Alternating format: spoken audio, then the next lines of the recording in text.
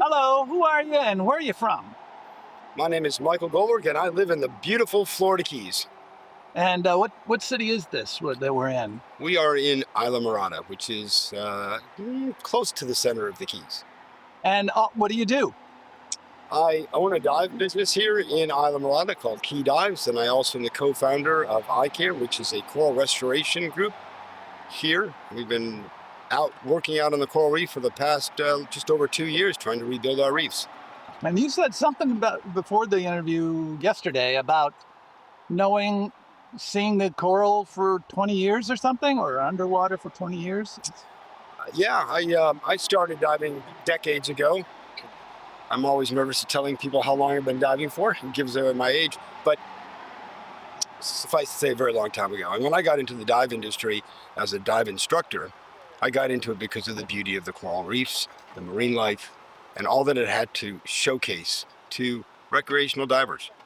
And since that time, I've seen a decline in the health of our ocean and the health of our coral reefs, such that at one time here, our coral coverage was in excess of 60%. But in the last 15 to 20 years, we've seen a precipitous drop into the actual live coral coverage. Currently, we have estimates of about a 95% and greater loss of our coral coverage here in the Florida Keys. And if you expand that beyond into the Caribbean, there are areas that have suffered almost as great a loss as we have due to, in large part, the changing climates that we're suffering and facing. Overall, since you were a kid, have you seen any changes in the climate? I don't know. It's really hard to compare to when I was a child.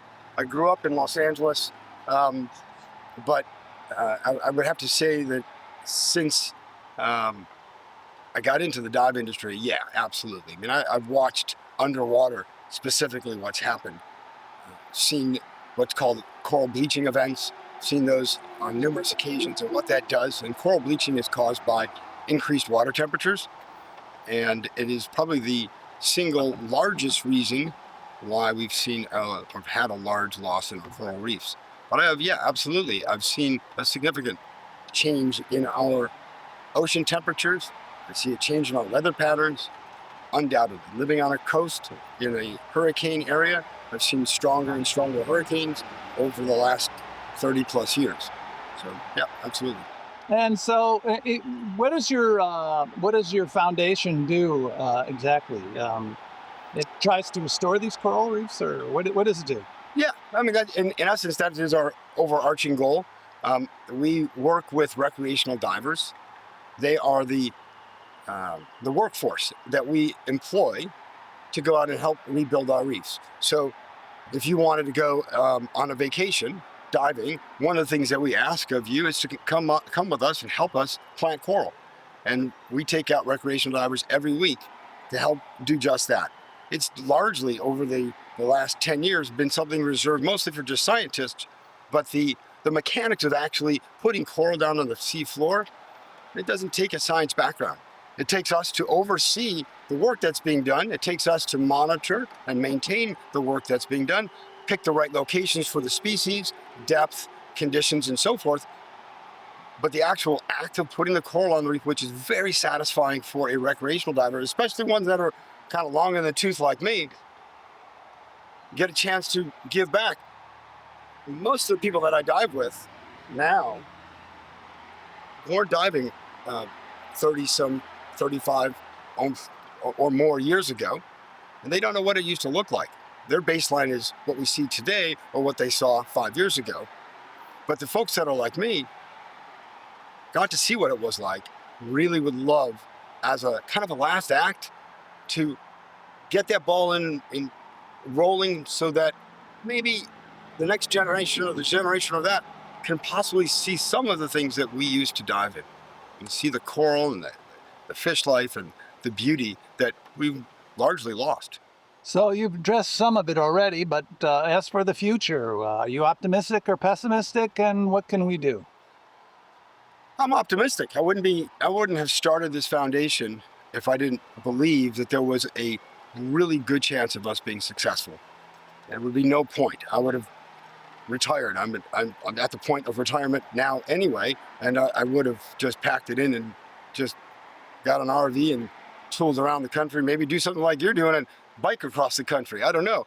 But if I felt that there wasn't a chance, I wouldn't be here. So absolutely, the science that is being brought forth by our restoration community is such that it helps us create corals that are resilient, resistant, and can tolerate what we believe are the conditions of the future.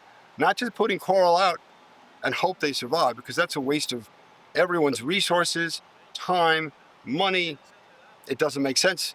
As a business owner, I would never consider doing stuff like that. I don't throw things against the wall and hope they stick. And that's not what we do. We have a partner, Mote Marine Laboratories. They are some of the best coral scientists in the world, producing corals that are literally resilient to temperature, resilient to ocean acidification. They are resistant to disease, so that we believe that they will have a chance of survival long term, not just putting coral down. And that lab is right next door to you, right? Mote Marine Laboratories is actually based out of Sarasota, but they have their main facility is in Summerlin Key in the Lower Keys, where they do a lot of their science.